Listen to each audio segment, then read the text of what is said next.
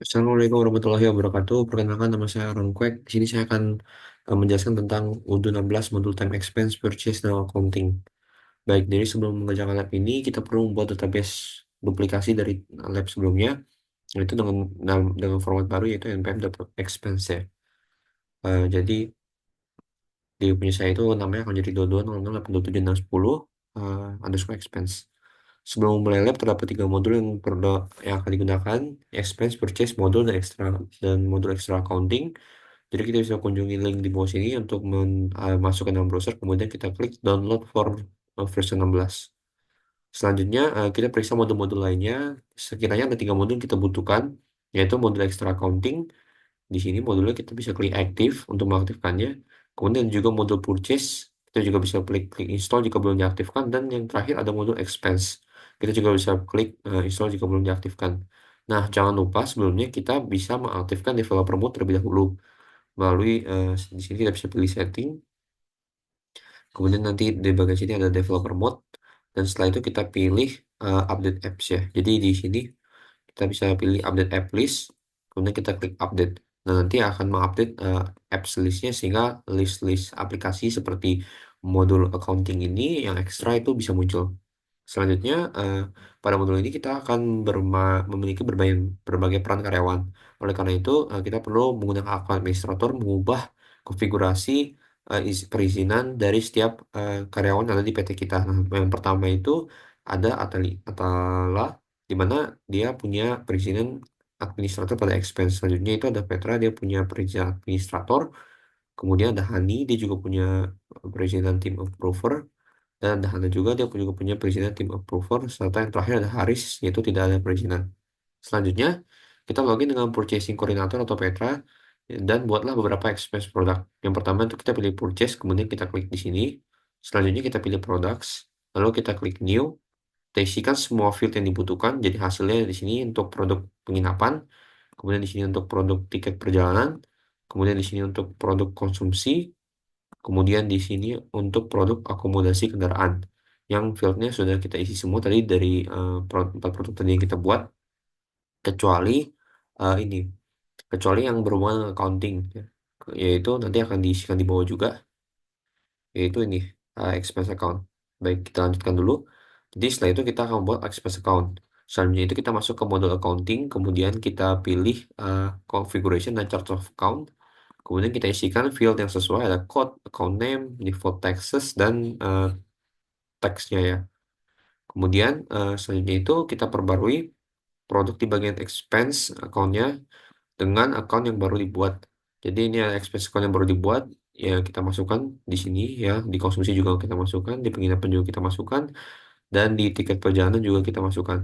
Yang terakhir, kita akan berperan sebagai staff HR General Affair, di mana kita akan login dengan akun Hani dan buat expense baru sesuai dengan ketentuan berikut.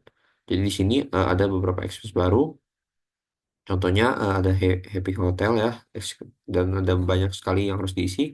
Ada kategori, kemudian total juga, paid by, bill reference, expense date, dan account-nya. Selanjutnya juga ada tiket pesawat Jakarta Makassar. Di sini kategorinya itu tiket perjalanan. Ada juga taksi bandara ya, yang bisa kita isikan juga fieldnya sesuai ketentuan, dan kategorinya itu akomodasi kendaraan. Selanjutnya itu ada juga makan malam sushi rock. Di sini kategorinya itu konsumsi, di mana berisi beberapa field yang bisa diisi. Kemudian setelah kita membuat semua data expense tersebut, kita buat juga laporan untuk semua pengeluaran tersebut. Kemudian di sini kita juga bisa ajukan laporan tersebut ke manajer. Jadi di sini tampilan awal tadi setelah di akun Hani, kemudian kita masuk di akun Haris untuk membuat laporannya. Kita berikan judulnya, kemudian kita pilih submit to manager. Nantinya tampilannya itu akan jadi eh, tersubmit ke manajer ya, dimana nanti di manajer itu akan muncul notifikasi, yaitu ada expense report untuk di expense request gitu untuk di ACC. Nah, kemudian di approve request ini kita juga bisa pilih reviews ya, tapi pada kasus ini kita pilih approve karena eh, pada kondisi ini manajer menyetujui. Kemudian setelah di approve akan jadi seperti ini, yang mana langkah selanjutnya itu kita akan post to journal entries yang akan dilakukan oleh Atala. Nah, selanjutnya kita akan login dengan Atala. Kemudian di sini kita pilih post to journal entries. Kemudian di sini setelah di posted kita pilih register payment ya. Kemudian Pada saat muncul register payment itu, kita pertama kali adalah setting banknya terlebih dahulu, ada name, bank identifier code, kemudian ada juga create reset bank account. Di sini kita setelah setting bank, kita isikan field-field yang dibutuhkan. Setelah itu kita register payment ya. Jadi tadi sudah ada eh, banyak ada bank account yang sudah kita atur, kemudian kita isikan di sini. Dan setelah itu kita lanjutkan create payment dan nanti statusnya itu akan jadi paid ya. Jadi mungkin sekian saja dari lab. Kemudian selanjutnya kita ke pertanyaan, apa yang kita ketahui tentang expense product dan jelaskan perbedaan antara expense product dan expense. Jadi expense product itu adalah sebuah item atau produk yang diidentifikasi dalam sistem sebagai sesuatu yang dapat diajukan sebagai pengeluaran oleh karyawan. Di dalam UDU, expense product ini dikelola untuk menentukan detail dari kategori produk, tipe layanan, dan pengeluaran terkait, dan referensi internal untuk identifikasi produk. Di mana expense product ini digunakan untuk mengkelompokkan jenis-jenis pengeluaran yang spesifik. Nah, sedangkan expense itu tadi seperti yang sudah kita buat, itu fokus pada transaksi aktualnya yang dilakukan oleh karyawan dan berisi klaim spesifik terhadap pengeluaran karyawan yang kategorinya itu merupakan expense product yang sudah kita buat sebelumnya. Dan selanjutnya, eh, ketika apa langkah-langkah yang kamu lakukan di dalam UDU jika laporan penjualan yang telah kamu ajukan ditolak oleh manajer ya. Jadi jika laporan keuangan ditolak oleh manajer, langkah pertama itu adalah kita login kembali dengan tadi dengan user yang mengajukan ya. Per kasus itu tadi Hani. Selanjutnya kita periksa alasan penolakannya kenapa, kemudian kita lakukan penyesuaian pada laporan pengeluarannya serta mengoreksi jumlah biaya. Dan setelah itu kita lakukan perubahan, kita laporkan kembali kepada manajer untuk eh, dipilih oleh manajer apakah akan di-approve atau tidak. Nah, alasannya itu rata-rata itu termasuk pengeluaran yang tidak sesuai atau kurangnya bukti atau kurangnya dokumentasi secara informasi yang jelas ataupun pengeluaran dianggap juga berlebihan oleh manajer nih. Selanjutnya, selain kegiatan perjalanan dinas, sebutkan tiga pengeluaran lainnya yang mungkin tercakup dalam pengeluaran divisi HR. Jadi divisi HR itu memiliki beberapa pengeluaran utama yang bisa selain tadi ya pengeluaran perjalanan dinas dan untuk employee engagement ya.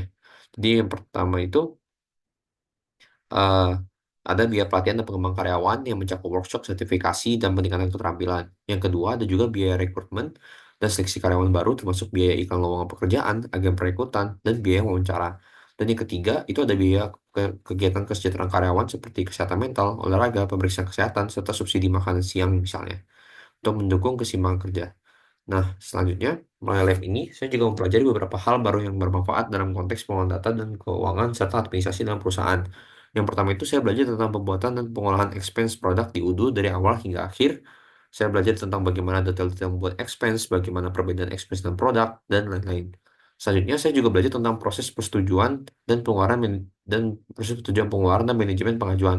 Di sini saya belajar tentang role-role apa saja yang mengajukan, membuat membuat catatan pengeluaran, mengapproval, dan memposting to journal entries.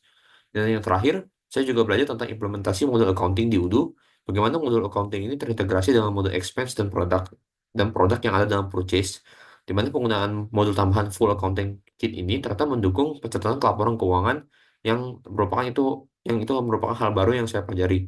Di mana ini memberikan gambaran tentang integrasi modul keuangan dengan modul expense yang tadi sudah saya katakan, yang membantu kinerja modul expense dan purchase.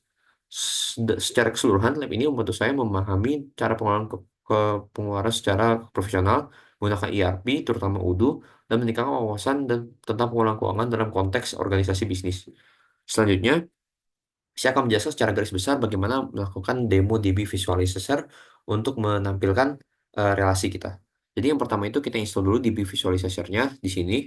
Setelah itu kita tinggal next saja, kemudian kita klik install. Nanti ada tombol install, setelah kita next next terus. Kemudian nanti berikut tampilan awalnya ya. Jadi ada kira-kira di sini UI-nya itu ada database connection ya. Kemudian ada juga tab ya yang bisa kita klik. Selanjutnya kita bisa setting field-field yang berkaitan. Di sini saya menggunakan database port 15.000 dan database user ID-nya udo di sini. Kemudian saya connect dan jadinya berikut tampilan tabelnya. Jadi di sini banyak sekali tabel yang bisa kita akses dan ketika kita menampilkan tabelnya itu terlalu banyak untuk di load dan juga memusingkan sehingga kita perlu mengubahnya menjadi specific table ya.